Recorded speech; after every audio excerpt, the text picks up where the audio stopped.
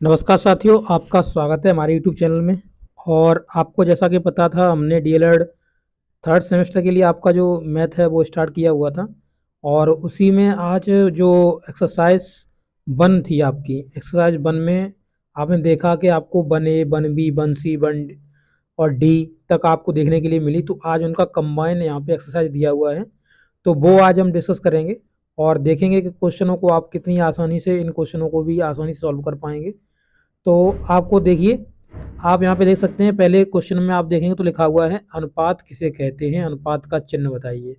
तो ये सभी क्वेश्चंस जो हैं, मैंने जब चैप्टर स्टार्ट करा था उस समय ही आपको बता दिया था कि अनुपात क्या है और अनुपात का साइन किस तरीके से लगाते हैं।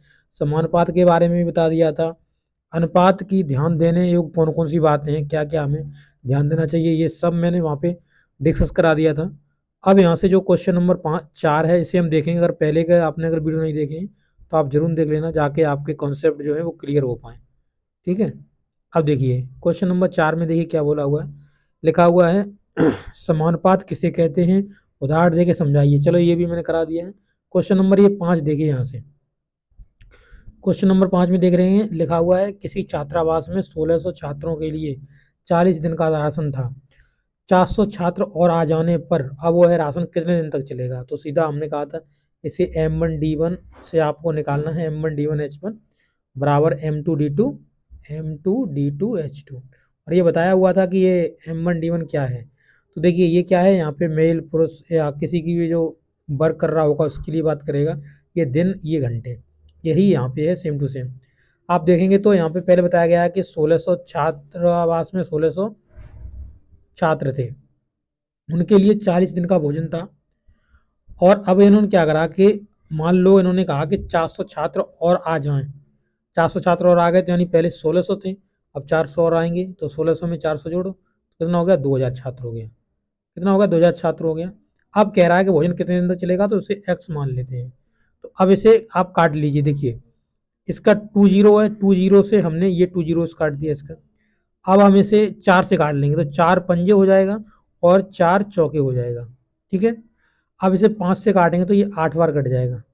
और आप देखेंगे तो आपका आ जाएगा कितना आंसर, x बराबर 32। यानी 32 डेज के लिए अब आपका भोजन चलेगा। इस प्रकार के क्वेश्चंस आपके बहुत सारे आए हुए थे एक्सरसाइज के अंतर्गत, मैंने सब करा दिए थे आपको, बहुत अच्छी तरीके से वहाँ समझा भी दिया था। ओके, तो आप जरूर देख लेना वीडियोस। आगे देखेंगे क्वेश्चन। यहाँ पे अतलागुत्तरी में वही परिभाषाएं पूछी हुई हैं, तो आपको ये सब मैंने करा दिया है, तो आप जा करके वीडियो देखिए। अब यहाँ पे बहुविकल्पी क्वेश्चन में आप देखेंगे। देखिए बहुविकल्पी क्वेश्चन में यहाँ पे क्या कहा हुआ है कि ए किसी काम का एक चौथाई, मतलब किसी काम का एक चौथाई भाग 5 दिनों में समाप्त कर लेता है, तो पूरा काम कितना है। तो इस तरीके से मैंने बताया हुआ था, जैसे मान लीजिए ए है, किसी काम का 1/4 भाग कर रहा है 5 दिनों में, तो टोटल इसका वर्क कितना होगा। तो ए बराबर इसे निकालेंगे, 4 पंजे 20, तो इसका कितना हो जाएगा, 20 हो जाएगा। ये 4 इधर क्या कर रहा है, ये इधर मल्टीप्लाई कर रहा है, तो यहाँ भाग दे रहा है तो उधर जाके मल्टीप्लाई कर जाएगा। तो बस ये 20 दिन आ जाएगा आपका आंसर। ओके, नेक्स्ट देखेंगे क्वेश्चन नंबर 2।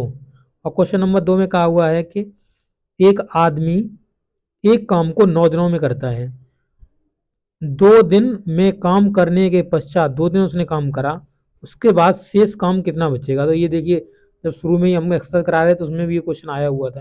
तो उसमें क्या देखिए, जो 2 दिन उसने करा, उससे कितने दिन तक करना था, 9 दिन तक करना था। टोटल उसका 9 दिन करना था, 2 दिन उसने करा, तो कितना बच गया। तो इस 9 में से अगर 2 को घटा दोगे तो कितना बचेगा, 7/2। 7/2 के 9 हो जाएगा ये टोटल वर्क, 7/9 हो जाएगा।